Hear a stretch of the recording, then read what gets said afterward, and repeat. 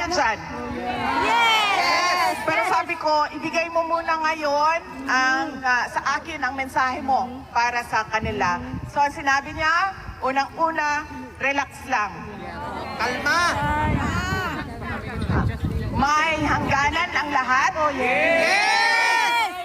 There is a day of reckoning.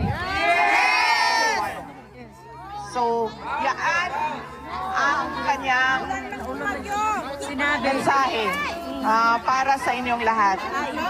Day! Pag-presidente nyo, Day! Pag-presidente nyo, Day! Pag-presidente nyo, Day! Presidente